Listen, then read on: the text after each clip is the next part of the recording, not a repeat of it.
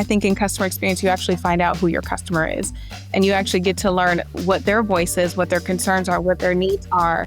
And so you get less focused about how to have the right brand voice. You actually learn what are their needs, what are their concerns, and how do I instill trust in this individual about this brand and the product in itself.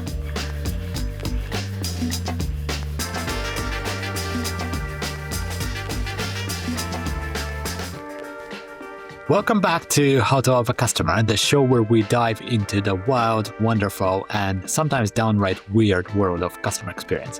I'm Mikhail, a founder here at Chattermill, and in each episode, I talk to the people behind the brands who know that customer interactions, even the messy ones, are the moments of truth. Our guest today is someone I wanted to speak to for a very long time, Domonique Brown, Head of Customer Experience at Liquid IV. Domonique, welcome to How to Love a Customer. Thank you for having me. I'm excited to be here. Yeah, it's really great to have you. Before we dig into the anecdote that you bring us today, can you tell us a little bit about yourself? How did you first get into customer experience? And what was your journey since? Yeah, so probably like most people you interview, customer experience was not exactly the first thing they thought they would find themselves in. I started in the fundraising and donation space. So I worked for an organization that worked with the top universities and private institutions in the country. And it was all about how do we cultivate relationships, affinity, and loyalty with future alumni. So most people, when you're in college, you're not thinking about donating to your university when you graduate. You're trying to get your life started. You're trying to figure out what career path makes the most sense for you. And working for that organization was specifically learning how to interact with that particular group, how to cultivate loyalty through which type of programs, what type of engagement made the most sense for them. And so it was all about the donor cycle and the sales cycle and figuring out how to cultivate relationships with individuals and market research. So understanding competitive analysis, what's going on in the industry around you, how do we get people's attention for a really difficult demographic. And then from there, I moved into the beauty space where I was hired to build out the day-to-day operations for an organization a company called Hum Nutrition.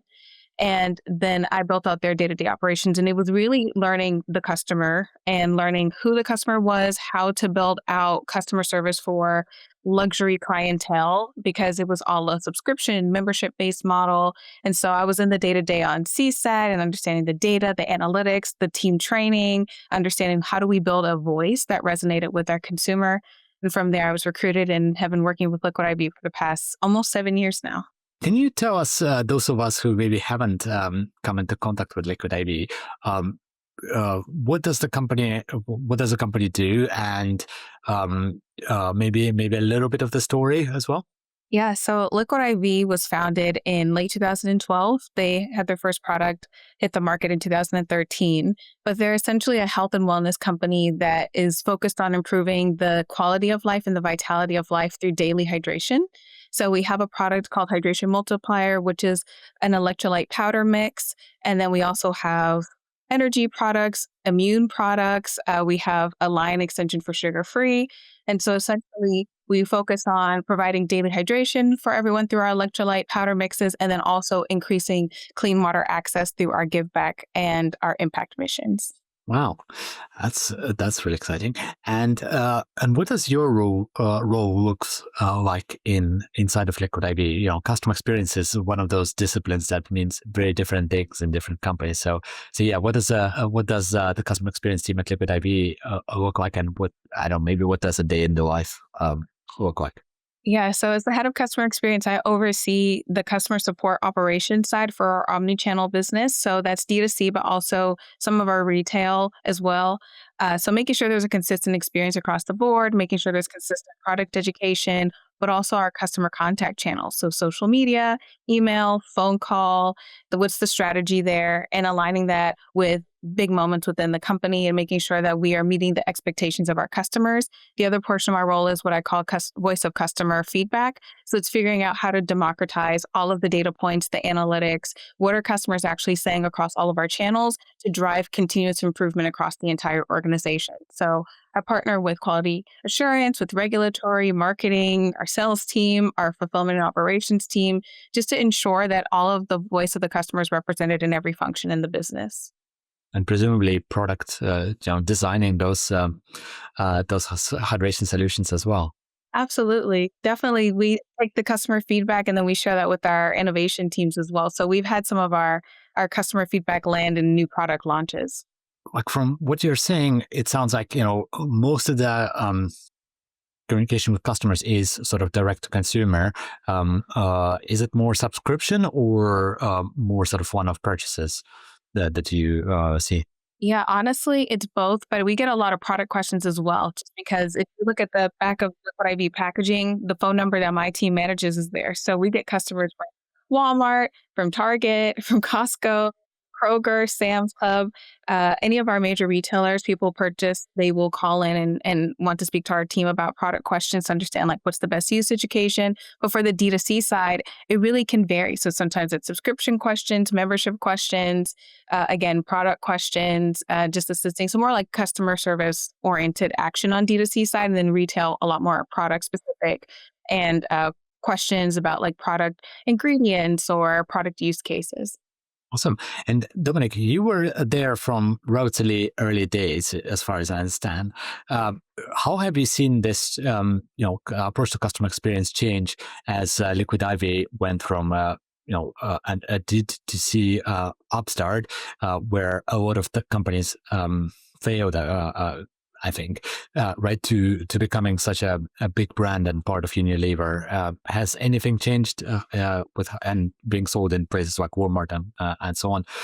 Has anything changed in the importance of customer experience of a good IV and how you approach it day to day? Yeah, so I was a part of the journey pretty early. I was like employee number 11 or 12. And so it was very small, still founder led before we were acquired by Unilever when I joined. I would say it absolutely changes. I think every year it changes. I think as you're growing, and we went through hyper growth. So when I started at Liquid IV, we were about 20 million in revenue at the time. And so now it's $1 billion brand. And so within the 7 years, the massive growth, every year I would say, when you're first starting out, you're really just focused on building out the operations and making sure that there's people there to instill trust in the brand. As you go along, you're thinking about how do we continuously improve the experiences with our customers.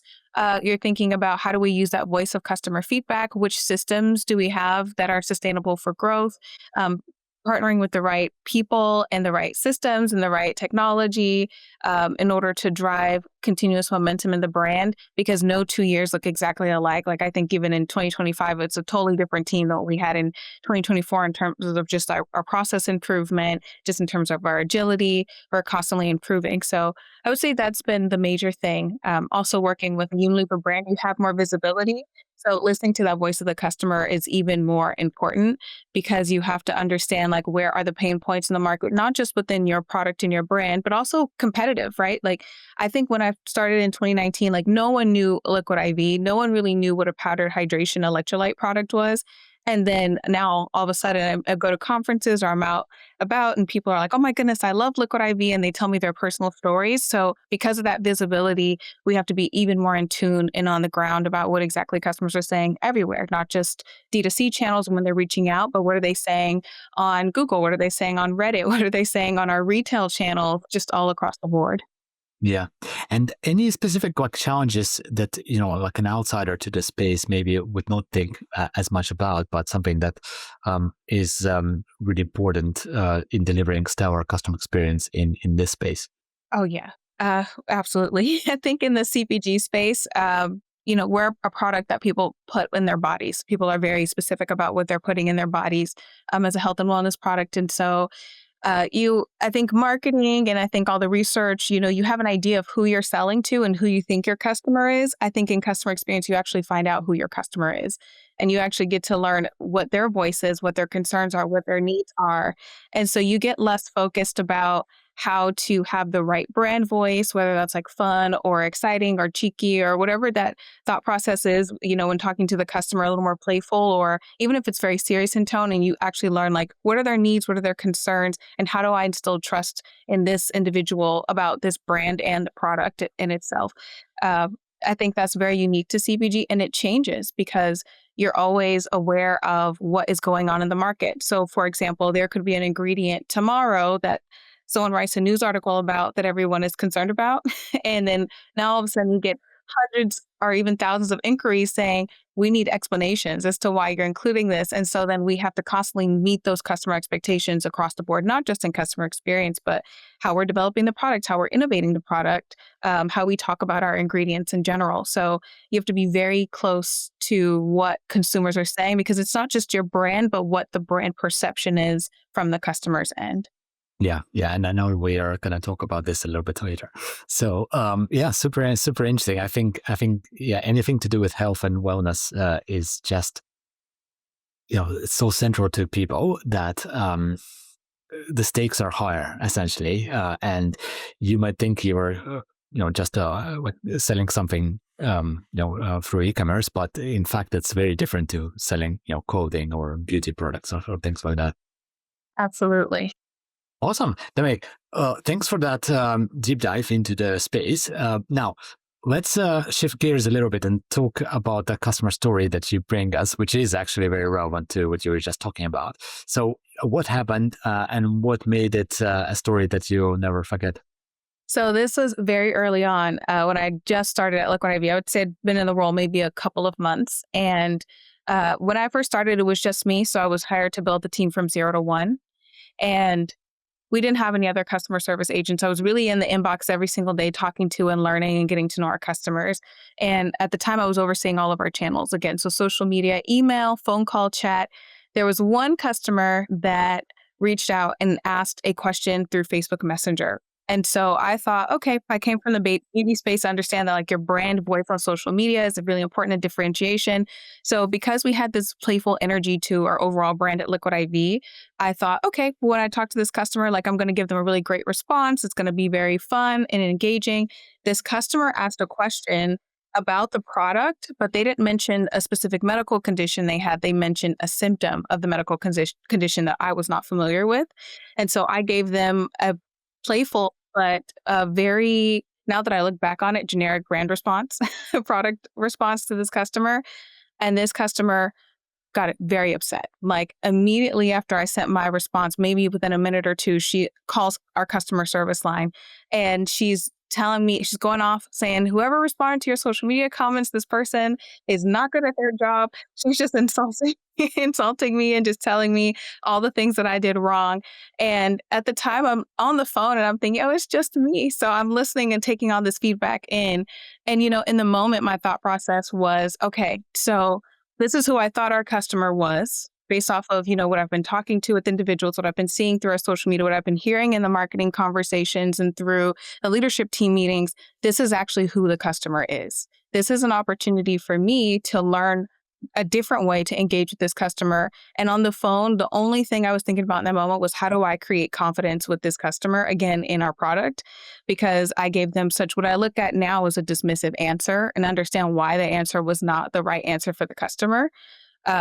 And so I took that opportunity to really learn, like, this is who our customer actually is and what is the job of a customer service team when you are with the CPG brand versus when you're in beauty, right? When you're in beauty, there's a playfulness. There's certain people appeal to your brand depending on the aesthetic based off of what you offer. So if someone's a maximalist, they're not going to be attracted to a minimalist brand typically. And so you can play into that.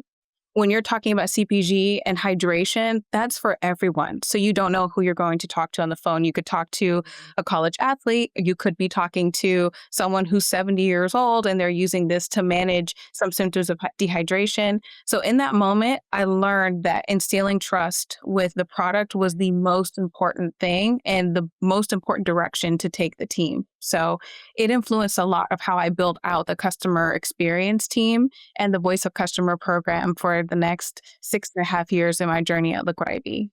No, I love this story because I think people often underestimate how important this customer voice, brand voice, right, in sort of in actually building a successful business is, and how you need to understand the customer to build the right brand voice.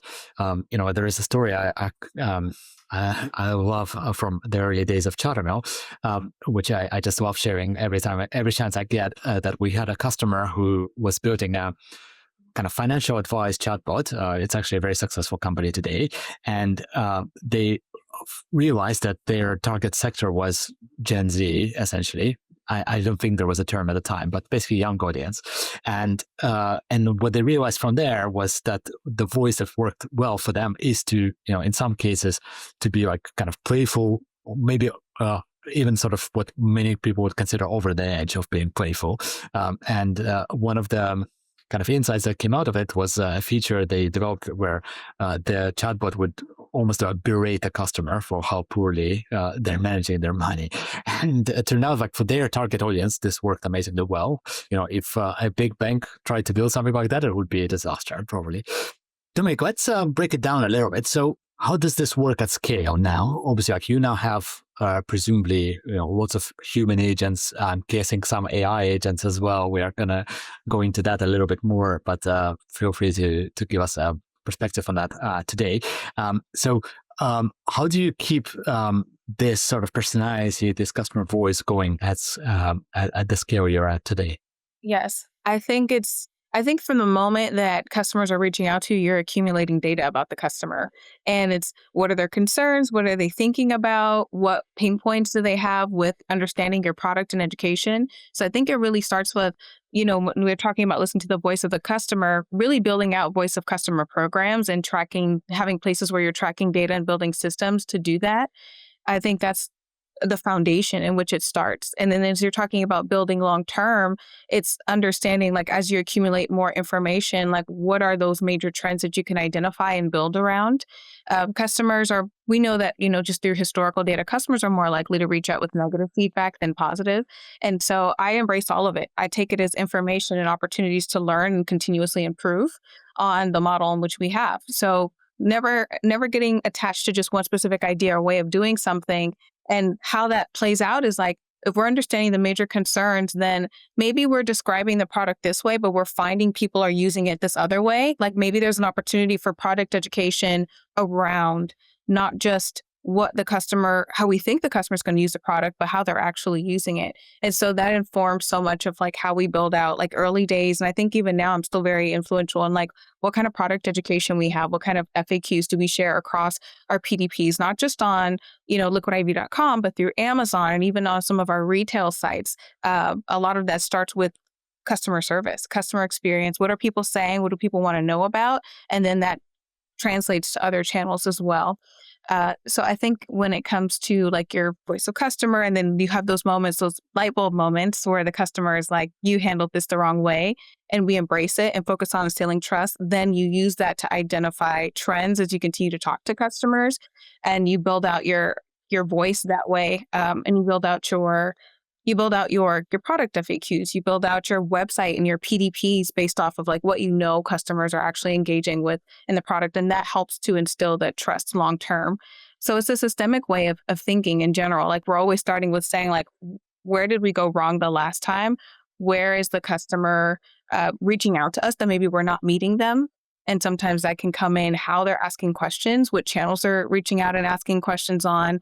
It goes a long way. There's so much I could say on this particular question. I can imagine. I can imagine. And just maybe like one follow-up I have is like how much of this is culture that you instill in your team versus like having the processes and tools in place to make it execute a bit more on autopilot? Oh, it's absolutely a cultural thing. I think training is a lost art in customer experience. When you think about like legacy brands, like in retail in Nordstrom, there was a certain way they greeted and interacted with their customer that told customers how to feel about their store and how to perceive their brand. And so customers felt like if I wanted a more luxury experience, I'd go shop at one location versus shopping at another. I think when you understand, okay, what is this brand? What are we selling? Who are we talking to? Much like when I was in the beauty space, we were selling luxury products. So there was a certain way you interacted with and talked with talk to the customer. When you're in the CPG space and it's all about creating trust with the individual, it's the same thing. And you have to figure out, who are we actually talking to? I think when you're talking to your team in the training process, these are conversations you have with them. And you're not just training them how to do a job, you're also training them how to think about and interact with the customer. And then you're also creating opportunities for feedback. So on my team, we have feedback conversations very frequently. The agents are the ones on the ground. They're talking to the customers every single day. And so they have a lot of insight beyond just the numbers that someone like myself as a leader would be looking at. I only handle high level escalations at a certain level. So these agents are the ones talking day in and day out, and they can give you a very different side of the story to the customer. And so we're encouraging those conversations. We're encouraging them to even share feedback. And our agents feel very empowered to speak, because that's a part of the training process. Like, if you are seeing something that you don't understand, or you're seeing a feedback, or you're seeing a lot of frustration or friction in the process, we want to hear about it. We even have monthly town hall sessions that's just a free forum, and people can come, all the agents can come and just share whatever is top of mind for them. In our weekly meetings, we leave space at the end of those meetings just for feedback sessions as well. So that's become a part of it, because what is helpful about it is it creates an environment where the agents are thinking about their work, which means that they're more strategic in how they interact with the customer. So rather than it's just a process that they're just checking a box, they're just solving the ticket or closing out the ticket or providing a resolution, it's how are they thinking about the work? And that comes up through the empowering them to share that feedback about their overall interaction. So absolutely, on the team, we encourage them, like, be the advocate. This is your work. We want you to own it. We want you to feel good about it. And so we have these processes in place, but also we want you to do what makes the most sense to make the customer happy. And what does that actually look like? And we talk about that. So it's not just do the work in itself, but it's also like, how are you thinking about and how are you engaging with your work in itself? Yeah, no, that's fantastic. And Dominique, can I ask you sort of like, how does this change in the world of AI? So now you have, presumably, you also have AI agents. They are very effective, very efficient in many ways, but they probably would lack this kind of capacity of, like being empathetic and sort of like care about not just solving a problem, but also, how do we prevent the problem in the first place by, attending a town hall with people from product and people from logistics and so on, right? So, what has your approach been so far? Like, first of all, have you tried deploying AI, or there is no requirement to do so in Liquid Ivy? And if so, like, how do you think we can achieve these same benefits from AI agents? Yes, I have to give credit to the Liquid IV leadership team. They did not pressure us to use AI. It was something that I wanted to embrace with myself. And I think my thought process was that customer experience is a competitive advantage when your organization, and the faster you can move, the more agile you are, then the better your team is positioned to assist the customer and provide and deliver those best in class experiences. So we do have some AI agents that we use on our team, with specifically within our chatbot, and we've expanded even to like testing an email and even providing AI assistance with our agents so they can work through tickets as they're on them. My thought process about utilizing AI is that AI should be there to handle those small, repeatable tasks, and that when they need someone to respond, like they need to get on the phone and work something out, or they need to talk through something, there should be channels available for the customer to be able to interact and speak with. So we were really strategic in focusing on AI of like product questions, like how do we ingest all the information that's on the website and make sure that someone has a question, a basic question. Maybe someone says like, how much vitamin C is in this product? They can get that answer within seconds rather than sending an email, maybe waiting a few hours. Because, in general, customer behavior is a little unpredictable, right? Some customers are going to go and read through the website. Some customers are going to say, that's just too much. I'll just reach out to someone and someone will give me the answer. And so you want to meet the customer wherever they are, which I think is really important. And so I think AI is a useful tool to help give customers answers in real time. But in general, when you need to like instill trust, or when something goes wrong, there has to be someone there that knows what they're doing, that can read the tone of the customer's voice and respond accordingly, someone who can go above and beyond the process. And so I think AI has been really great. And what it's done is it's empowered our team, because it's taken away those like small tasks or the things that maybe, just a one-touch ticket. The agent only needs to respond one time to the customer to enable them to move into a different direction and focus on those like higher touch, need more attention tickets. And so we've actually seen an improvement in our customer satisfaction scores through implementing AI as well, because we've empowered our agents in the other direction. Makes sense. And I guess you can still watch over those simple tasks and see, because I guess the fear I have occasionally is that these AI agents will be so effective at solving these simple tasks that like no one will come to, the product team or the logistics team or marketing team and complain that actually, this should not even be a simple task, that this problem shouldn't exist in the first place. Even if it's very simple to resolve, it still takes valuable sort of time away from the customers. But with AI, it's just so easy to solve it that like no one, does anyone care is I guess the problem. Oh, yeah. No, absolutely. Like we measure customer satisfaction across all of our topics. So even if it's not a set it and forget it at all. Like I think that is the wrong way to think about AI. I think you build things out, you build out policies or workflows. You should always be testing and measuring success and understanding where are the pain points and understanding where exactly are customers experiencing frustration even throughout the process. And then I think to your point, right? Like when something goes wrong, and someone gives feedback, you don't want to necessarily be dismissed. You want someone to take action. And that's where human agents can come in and make up that difference. So I completely agree that I think that the wrong way to think about it is to set it and just say, hey, it's doing its job and move on about it. I think you should be measuring success and understanding. So like on our team, we're measuring what's the customer satisfaction score per category through our regular ticketing where human agents are handling it versus AI agents. Where's the gap? And how can we continue to make improvements across? Or are these challenges we're aware of and maybe necessary part of friction because we want our human agents to provide that additional touch? I think one use case of that, for example, is just like, where's my order request? You might want AI to handle like a replacement for a customer because a customer wants a solution in real time. But if there's a major issue where they're like, I need to change my address and I need to make these changes, they might want to talk to someone in order to get that resolved, or say, hey, I need expedited shipping because something went wrong in the shipping process. You want someone to be able to come in and to make those changes and accommodations without them getting stuck through the AI robot process. I think we've all experienced now at this point, good AI robots, and then terrible ones where we're like, oh my goodness, just get me to a human. So we want to avoid that as much as possible. But I think it's just being strategic about, the journey, understanding when someone reaches out, where are they going? We don't want to push everyone, on our team at least, we don't want to push everyone to AI, but we do want to make it easier for those things that can't be resolved. If they can, like, for example, someone wants to change the product to their subscription and it's 3 a.m., they shouldn't have to wait until customer service phone lines open at 9 a.m. to resolve that.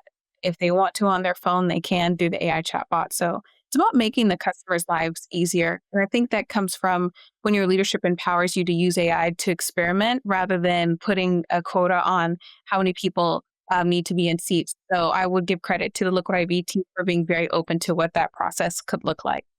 I'm probably biased, but our take here at Chattermill is also that one of the areas AI can actually be even more effective in is, of course, kind of in listening to customers at scale and then finding those issues and surfacing them to humans who can do something about that. That's I guess a different one to what the most talked about part of AI is in terms of actually answering the questions, but still very important. Domonique, maybe we can double click a little bit into your story even more. So you mentioned a little bit like a few different things like, town halls and things like that. Can you talk us for someone implementing this sort of system at scale, let's say in another e-commerce type company, what are some of those processes, tools, best practices that one can borrow? Yeah, I would say that in the beginning, as you're learning, take every opportunity to learn. So I think a lot of times in the beginning, customer service teams are focusing on managing outcomes and producing outcomes instead of focusing on how to build and scale best in class systems. And so I would tell anyone if they're starting from beginning and building out from 0 to 1 that figure out what success looks like early on and then build and reach towards that goal rather than just managing the outcome of someone's here to close tickets. We've got enough people in seats. Those are all a part of the process. But I think you get, when you build collective buy-in internally with your leadership team, when you are able to articulate what's the vision for success.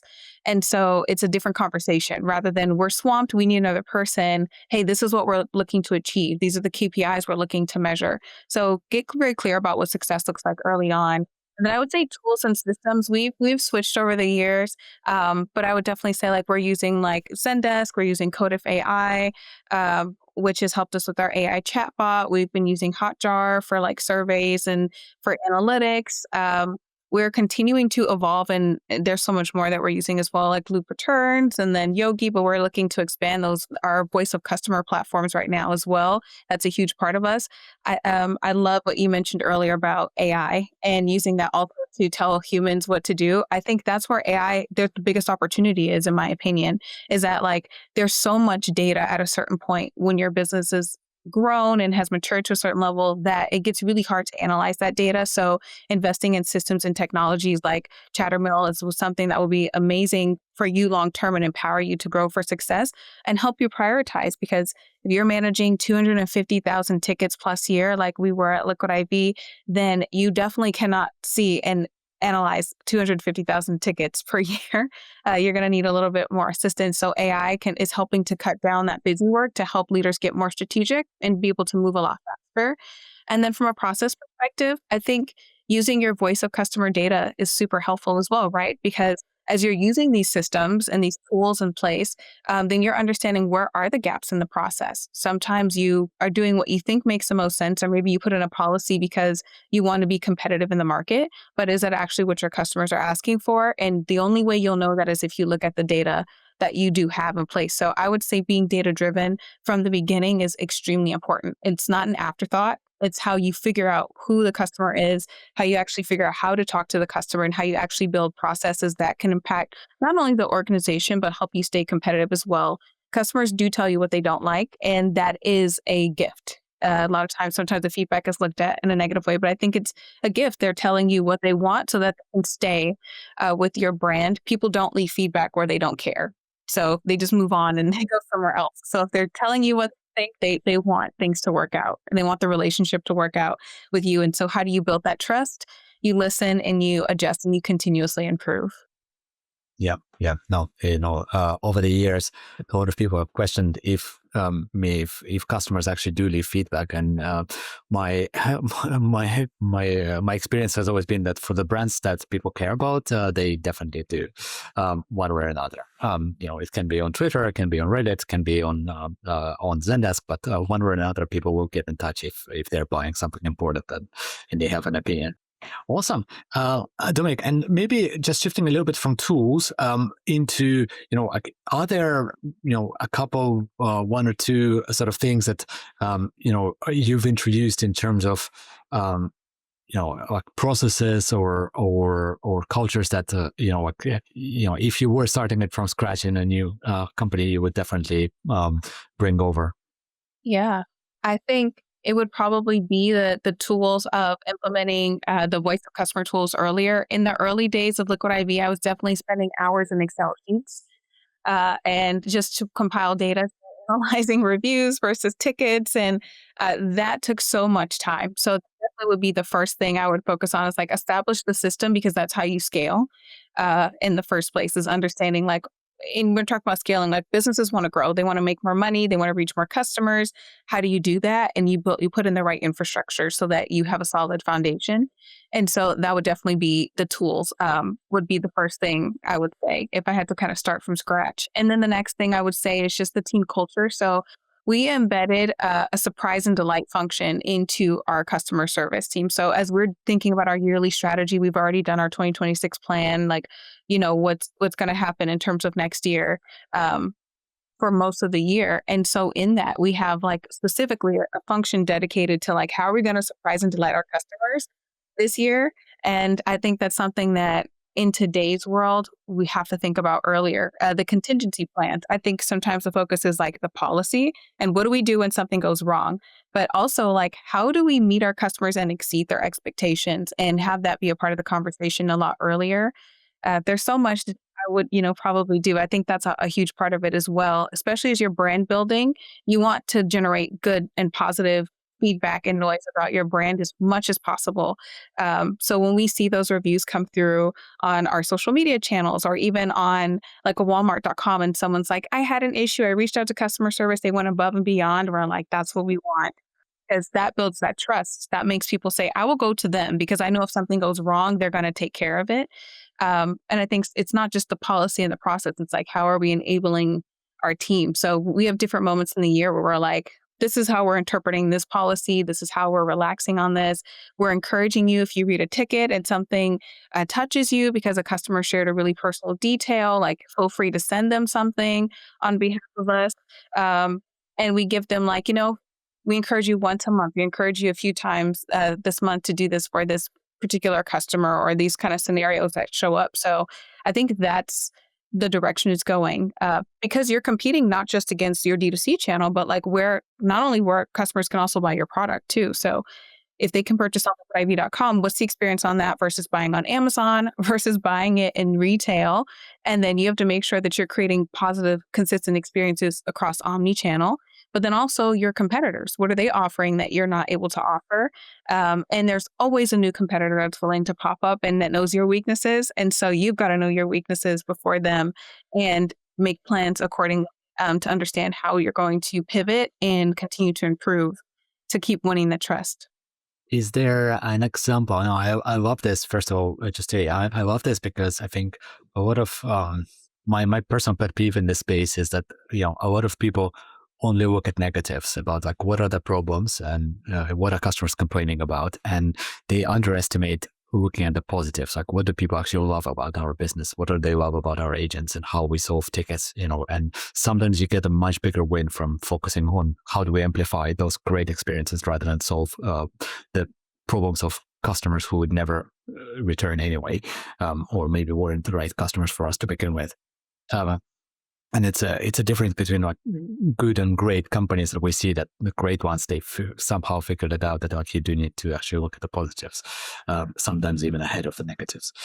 But Dominique, is there a specific example of this surprise and delight initiatives that kind of stands out? Something that like you use as an example to motivate the troops? Yeah. Oh my goodness. There's a couple. I think that we have with Liquid IV like a very large POTS community.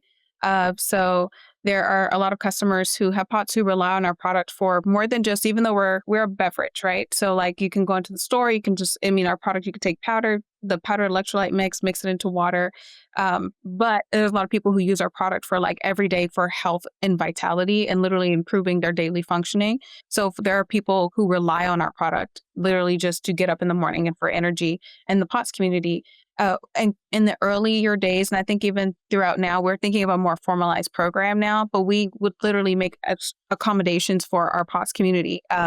So sometimes if they experience financial hardship, we would, on the customer experience team, we would fill in the gap and hey, we'll send you an order on us because we want to let you know we value you, because it's the person who's maybe purchased with us already 5-6 times before, but they're just experiencing difficulty and had to cancel the subscription. So like we encourage those kinds of things for individuals on our team. We've also at times like reached out to people and said, hey, like we've noticed you've placed a lot of orders this year and we just want to say thank you. So we reached out to them specifically and we sent them a free gift just to let them know that we appreciated them.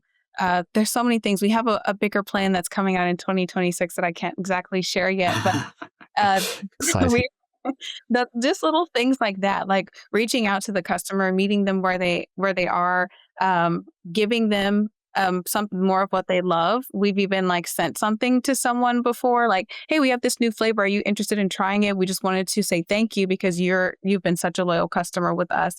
Getting them free, like if we have any merchandise items, our customers love the bottles. And so if we can, like, how can we accommodate them?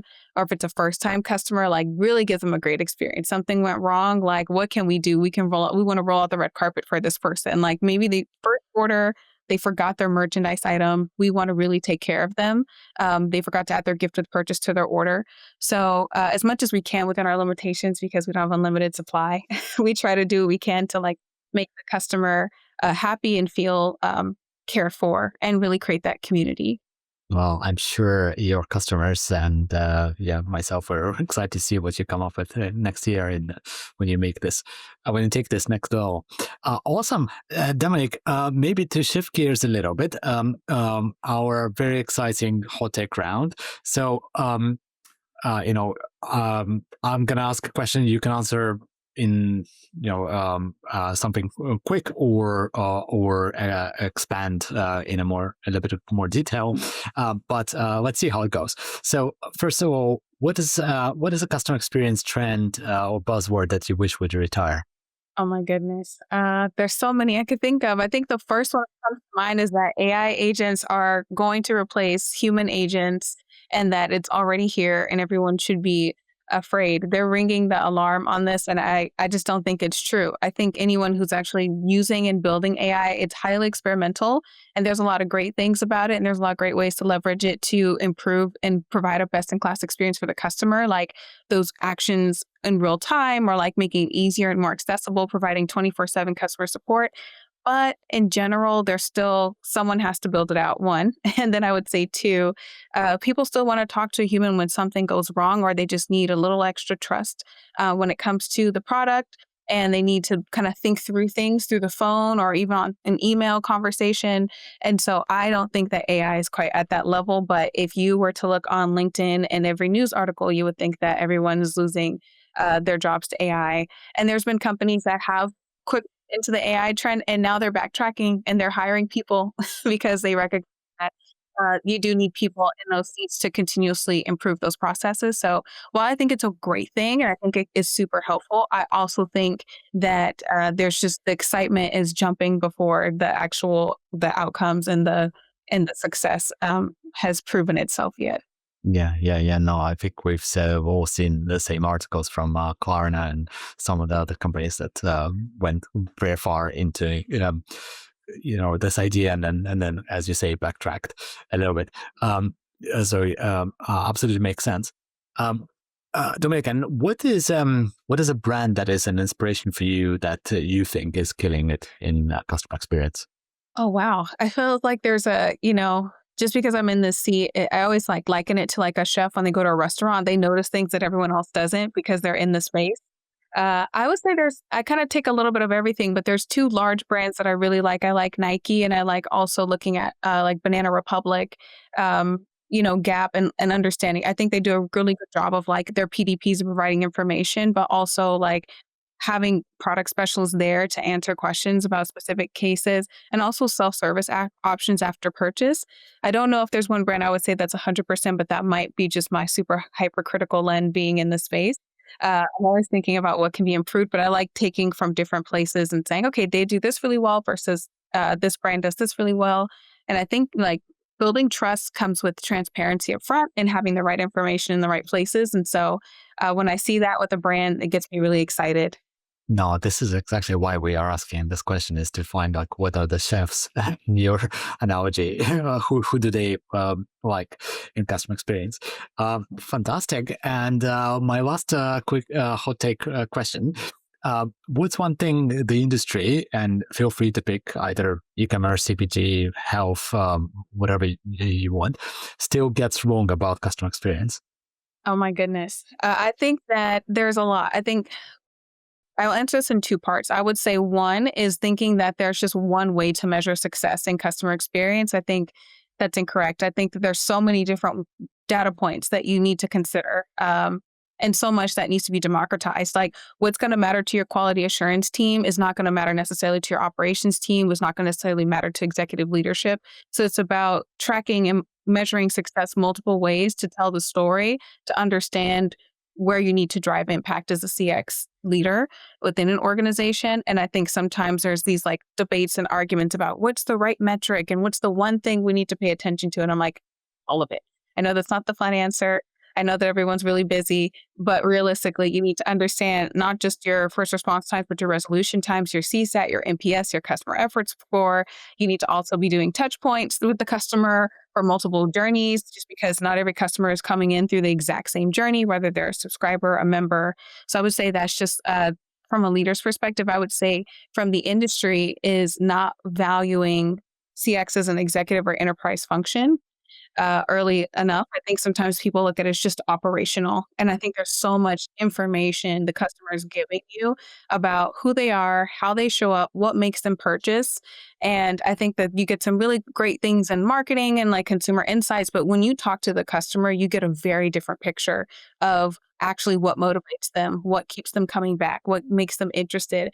I think to not use and leverage that information, that data is, I think it sets you up in the worst possible position long term to grow because you are not only you don't understand like what's not working well with your brand or your product or just in general the customer experience journey, but it makes it difficult to scale. So I would say is a bit of a challenge. And I find that when I talk to other CX leaders, their thought process is like, how do I convince and how do I create buy-in for my organization? And I think it has to do with like establishing that voice of customer early on and understanding that there's multiple ways to measure success. And you have to understand as a leader how to talk to the business according to whatever leader you're speaking to. So I think the more you get comfortable, like that storytelling piece of it, then it helps long term. But in general, people just think, well, you're just here, our CX is just here to close the tickets. And I'm like, there's so much information you're getting that if you use it and you utilize it, it really can set you up for success long term.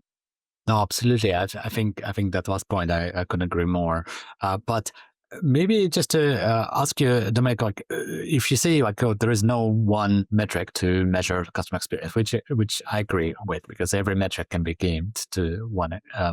But if you have 10 metrics or more, does it make it difficult to kind of tell the rest of the business how well are we doing? Like, is there always some place like, yes, like maybe we are not great at customer effort and customer satisfaction, but we close tickets really quickly. Is there an element of this kind of like hiding behind one good metric?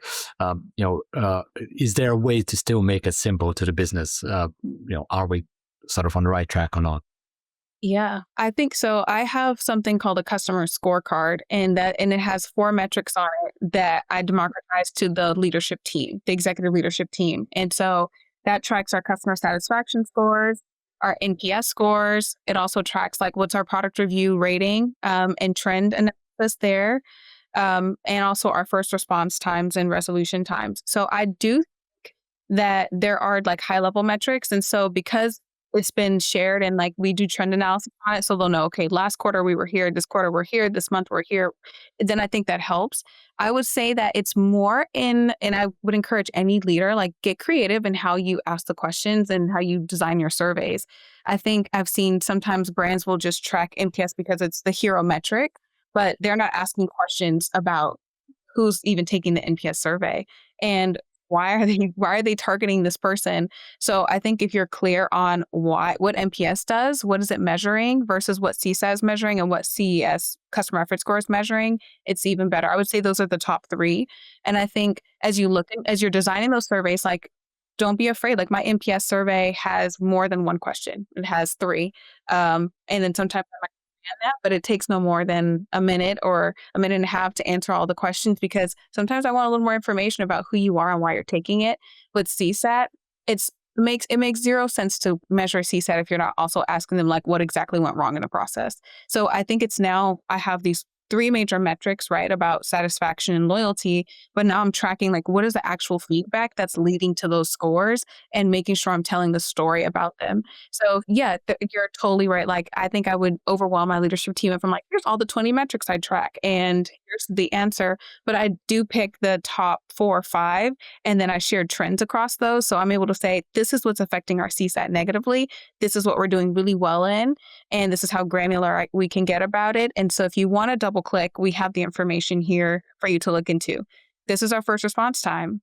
A lot of times your leadership team has a lot on their mind. They have no idea if that's good or not. And so And you're telling them essentially like, this is our KPI, right? This is how we're achieving success. This is where we still need to improve. So you get to own that story in how you tell the data, but I think not being afraid to, that survey is yours. And so you get to mock it up the way you need to. You get to ask the questions that make the most sense for you to get the information you need from the customer. And then also every survey is at a different touch point in the journey. So therefore it's like we know which customer's going here versus which customer's going here. So that's more, I think, on the leader. But I think when you're sharing across leaders, like pick the top 3 or 4 and then tell the story between all of them. It makes it even more compelling story. Like if what we're seeing in customer effort score is validating what we see in CSAT, that's even better. And then that can drive to what we're seeing in NPS, right? So I'll give an example. If there's price sensitivity and you're seeing that people are in general frustrated with like the bundling options and that's coming up in customer effort score, right? Because people maybe want more discounts and they're experiencing friction trying to achieve that on the website, then your NPS might be hit by that. And you'll know because you asked the question. So I think it's like if you have a suspicion, ask the customer. They'll make the assumption, but the data is only there to kind of help point you in that direction.